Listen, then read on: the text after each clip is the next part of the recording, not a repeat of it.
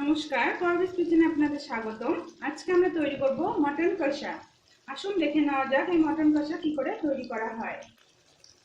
Mutton কষার জন্য যে যে উপকরণ লাগবে একবার দেখে নেওয়া যাক। আমি ওখানে হলুদ লবণ তেল দিয়ে 600 গ্রাম মাংস পাঁঠার মাংসকে মেখে রেখেছি প্রায় 10 মিনিট ধরে। আর ওখানে ফোড়নের জন্য রয়েছে শুকনো লঙ্কা দুটো, দুইটা তেজপাতা, আর এখানে আমি গোটা জিরে ইউজ করব এই 1 চামচ মতন। আর রয়েছে এখানে পেঁয়াজ মাঝারি মাপের 5টা পেঁয়াজ, আলু রয়েছে দুটো ছোট সাইজের, আর কয়েক কোয়া রসুন, একটা মাঝারি সাইজের টমেটো কুচি। আর আমি গোটা রসুন দিব, এই জন্য আমি 4-5টা গোটা রসুন রেখেছি। আর 7-8টা কাঁচা লঙ্কা চেরা। আর এখানে রসুন থেতো রয়েছে দুটো রসুন থেতো। আর রয়েছে এখানে 2 চামচ জিরে গুঁড়ো, নুন দিব স্বাদ মতন, হলুদ। আর ওখানে আমি 2 চামচ মতন আদা বাটা রেখেছি, সরষের তেল। আর এখানে আমি গরম মশলাগুলো দারচিনি, লবঙ্গ আর এলাচটা ভিজিয়ে রেখেছি, পরে এটা বেটে নিব। আমার কড়াই গরম হয়ে গেছে, আমি এখানে তেল দিয়ে দিব। আমি তেল মোটামুটি 50 গ্রামের একটু বেশি, টোটাল রান্নাতে 100 গ্রাম তেল ইউজ করব। আমি এখানে আলুটা প্রথমে ভেজে নিব। আলুটা দিয়ে দিচ্ছি।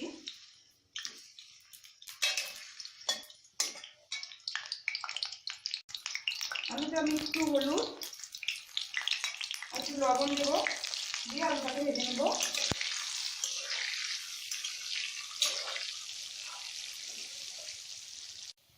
আমার আলুগুলো ভাজা হয়ে গেছে, আমি আলুগুলো তুলে নিচ্ছি।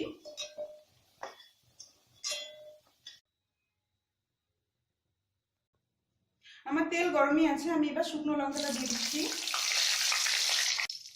তেজপাতা দিয়ে দিলাম। আমি কাঁচা লঙ্কাগুলো দিয়ে দিচ্ছি।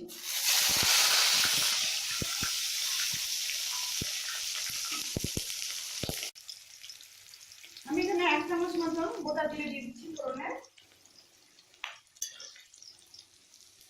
এবার আমি পেঁয়াজ কুচিগুলো দিয়ে দিব।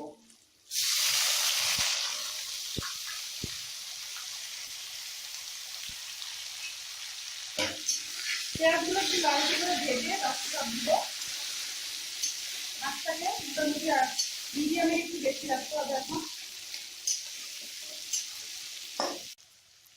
আমার পেঁয়াজটা একটু লালচে হয়ে গেছে, এবার আমি এখানে কয়েক কোয়া গোটা রসুন রেখেছি, এটা দিয়ে দিব। আর টমেটো কুচিটা দিয়ে দিচ্ছি। আর এখানে রয়েছে 3টে মতন রসুন থেতো, এটা আমি দিয়ে দিচ্ছি এখন। ওটাকে একটু ভাজতে হবে, আঁচটা মিডিয়ামে একটু বেশি রাখতে হবে।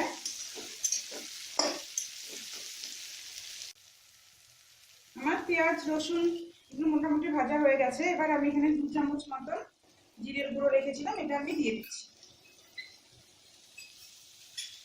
এটা দিয়ে একটুখানি মশলাটাকে কষাতে হবে।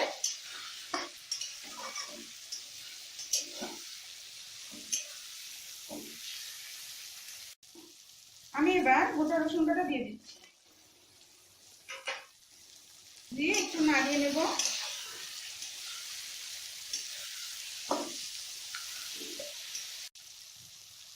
আমার মশলাগুলো কষানো হয়ে গেছে, মশলার উপর তেল ঝরছে, বেশি মশলা কষাবো না। এবার আমি মাংসটা দিয়ে দিচ্ছি।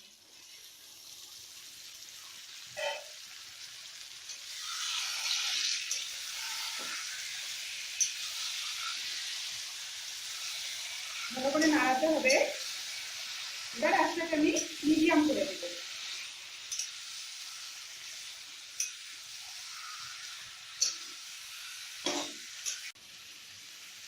আমি এখানে 1/2 চামচ হলুদ দিচ্ছি, কারণ আগে হলুদ দেওয়া আছে। আর আমি 1 চামচ মতন লবণ দিয়ে মেখে রেখেছিলাম মাংসটাকে, স্বাদ মতন লবণ দিয়ে দিচ্ছি। এজন্য 1 চামচ মতন লবণ দিয়ে দিলাম।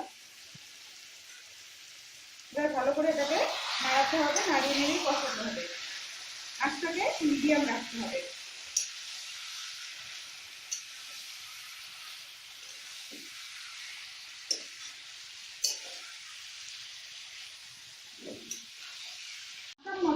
জল দিয়ে দিব। এবার মাংসটাকে মিডিয়াম আঁচে বসিয়ে কষাতে হবে।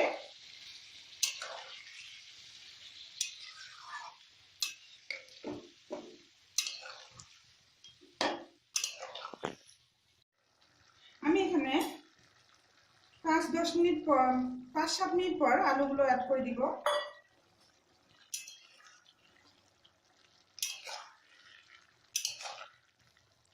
5-7 মিনিট এভাবে নাড়বো। নাড়ার পর আমি এখানে একটু ঢাকনা দিয়ে দিব। ঢাকনাটা মোটামুটি 10 মিনিটের মতন রাখবো। আঁচটাকে মিডিয়ামই রাখবো। আমি এবার ঢাকনাটা তুলে দিব।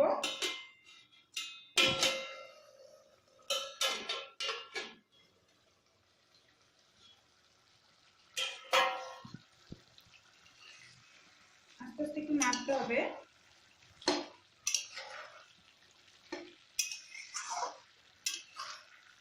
ঠিক আছে, এবার আমি এখানে 1.5 চামচ মতন আদাটা দিয়ে দেব।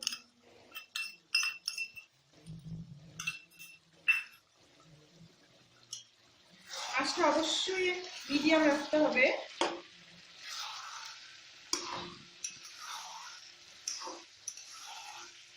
মাংসটা 15 মিনিট ধরে কষাচ্ছি। আর মাংসটা প্রায় কষানো হয়ে গেছে। আর মোটামুটি 2-3 মিনিট কষালেই হয়ে যাবে। মাংসটা কষানো হয়ে গেছে, মাংসের উপর তেল ঝরছে দেখুন। এবার আমি এখানে সামান্য পরিমাণ জল দিয়ে দিব।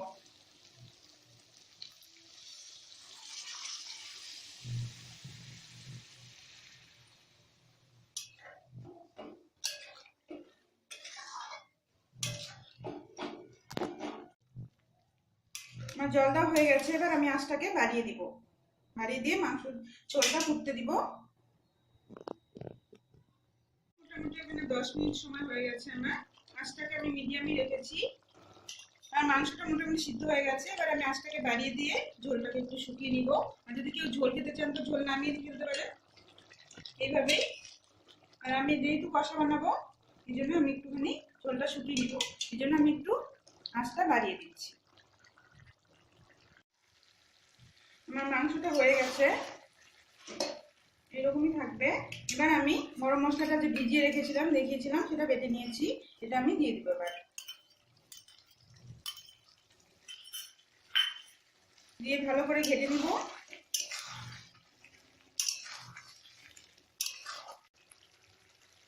আমি গরম মশলাটা দিয়ে ভালো করে ঘেটে দিয়েছি। এবার আমি গ্যাসটা বন্ধ করে দিব।